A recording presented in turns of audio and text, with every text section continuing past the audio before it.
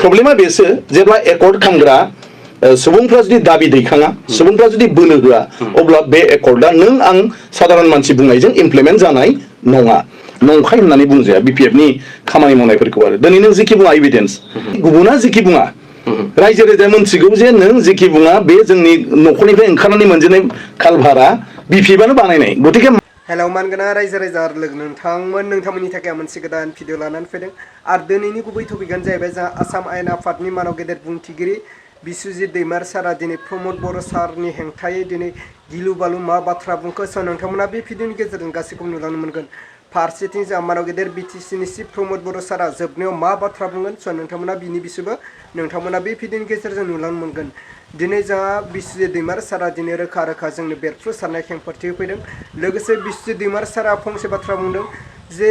थांनाय 15 बोसोराव जे हाग्रामा महिलारि सारा मा मावदोंमोन मा मावाखै बिनि बेलायाव जा बिस्वजित दैमार सारा रोखा रोखा खेंफोरथि होदों लोगोसे हाग्रामा महिलारि सारनि मावनाय खामानिफोरखौ जों बावनो हाया आरो बावनायबो नङा होननानै दिनै जोंहा मानाव गेदेर बिस्वजित दैमार सारा बुंदों फारसेथिं जोंहा प्रमद बर' सारा बुंदों जे जोंनि बिटिआर गोरोबथानि गेजेरजों गासै बर' रायजो राजाफोरनि न'खरफ्रा जौगानायाव फैबाय बैफोर बाथ्राखौ दिनै मानाव गेदेर प्रमद बर' साराबो बुंदों अब्ला रायजो राजा आरो लोगो नोंथांमोन आंनि टपिकखौ आङो गोलाव खालामा जासे जोंहा मानाव गेदेर बिस्वजित दैमार सारनि क्लिपखौ आङो स्क्रिनाव होबाय स' नोंथांमोना स्टेप बाय स्टेप फारसेनिफ्राय नुलांनो मोनगोन स' नोंथांमोना फारसेनिफ्राय नायलांबानो जाबाय बिपिएफखौ जेरैखि जाया उनथिङानो जा सिगांथिङानो जा फाउल खालामनानैब्लाबो गल सोनोखौ नाजाखागोन आरोखि ओरै बेवहाय जेबो गाज्रि मोननांगौ बाथ्रा गल पस्ट खाथियाव थाङोब्ला बेयाव माने बेखौ बयबो खालामगोन बिपिएफआबो खालामगोन ओंखायनो होनो जेला इलेक्सना गेलेदोंब्ला बेवहाय नोङो प्रत्येकटा माने प्रार्थीयानो नों जुदि केन्डिडेटब्ला गुबुन केन्डिडेटआ नोंनि शत्रु बे नोंनि फंबायानो जा बिदायानो जा बे गल सोखागोन नोंखौ ओंखायनो नोंबो फंबाय होननानै अननो मोना बे समाव गतिके बे दांखायनो गोबां समाव जोंना माने बुंनो नागिरो बिपिएफआ बिदि बुंद्रायनो नाङामोन खिन्थु बिपिएफआ बुङाबानो जे जेनगोन नंगौना नङा बिपिएफआ सिरि थाबाय थायोबा जेनगोन अननानै बिसोर गोदानसो बिसोर उन्दैसो बिसोर बारा मोनथिया खिन्थु बिसोरनि गल सोगोन दा बेखौथ' नों बेगदारा थिग लाखिथारनांगोन प्रब्लेमा बेसो जेब्ला एकर्ड खालामग्रा सुबुंफ्रा जुदि दाबि दैखाङा सुबुंफ्रा जुदि बोलो होआ अब्ला बे एकर्डआ नों आं साधारन मानसि बुंनायजों इमप्लिमेन्ट जानाय नङा नंखाय होननानै बुंजाया बिपिएफनि खामानि मावनायफोरखौ आरो दिनै नों जेखि बुङा एभिडेन्स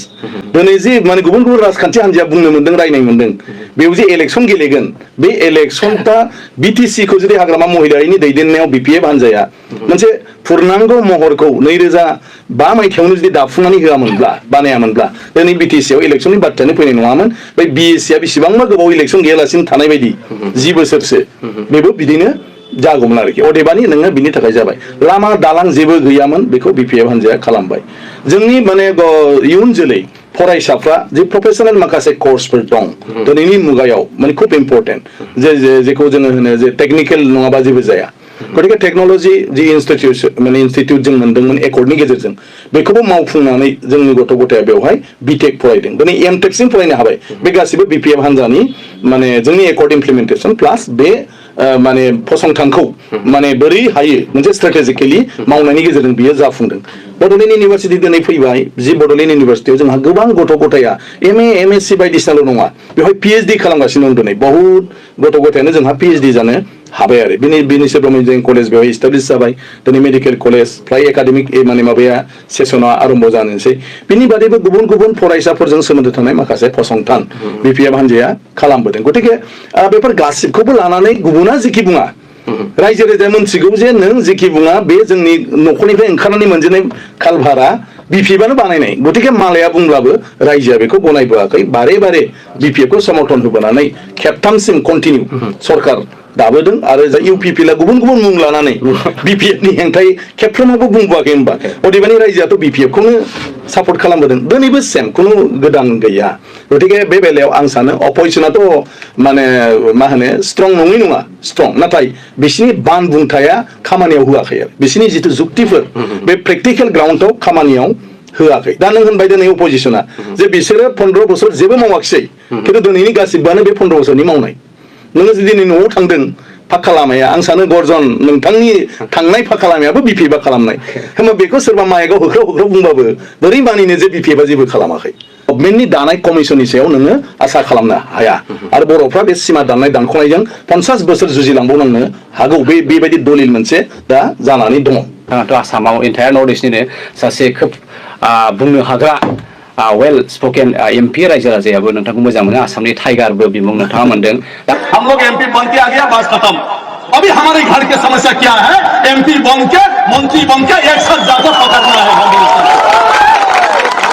सारे ट्राइबल का नॉर्थ ईस्ट में जितने ट्राइबल एमपी है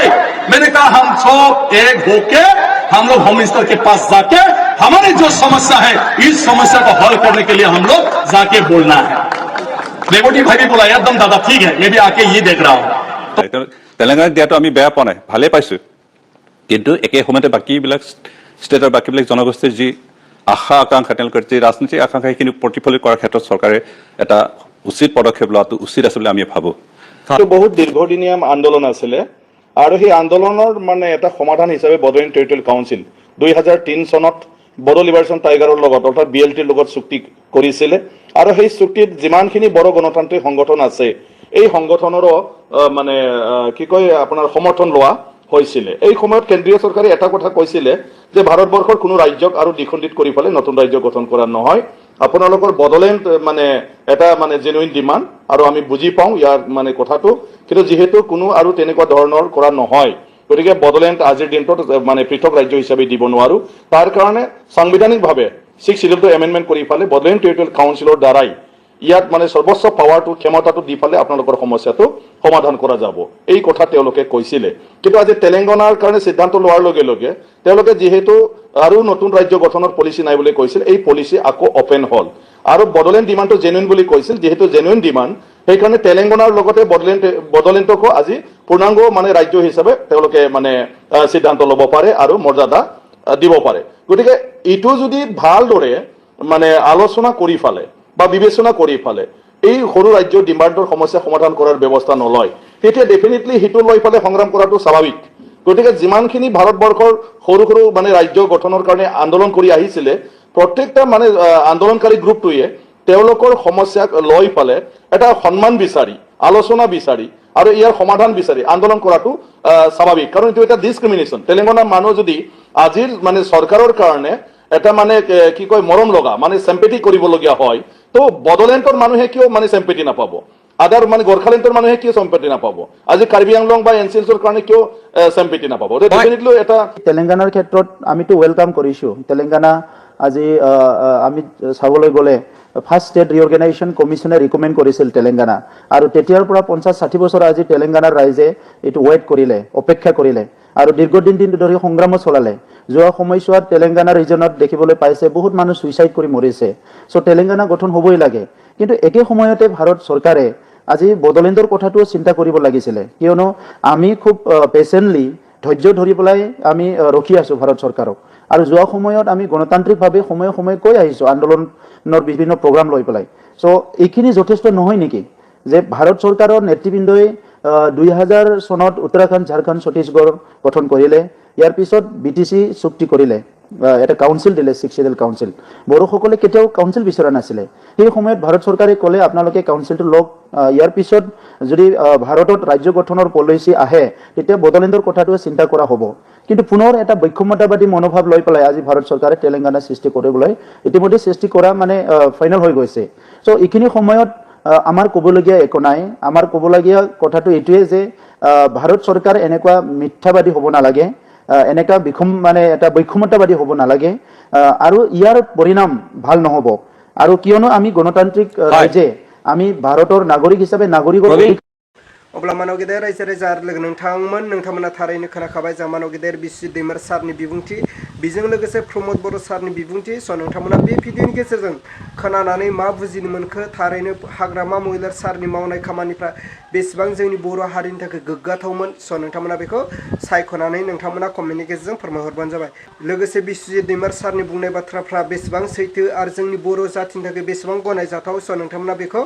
कमेन्टनि गेजेरजों फोरमायहरबानो जाबाय आरो लोगोसे प्रमोद बर' सारा मा फोरमायदों आरो बिनि बुंनाय बिबुंथिफोरा जोंनि बर' हारिनि थाखाय बेसेबां गोग्गाथाव आरो बेसेबां जौगानायाव खामानि मावनो हाखो प्रमोद बर' सारा बिनि बिसयबो नोंथांमोना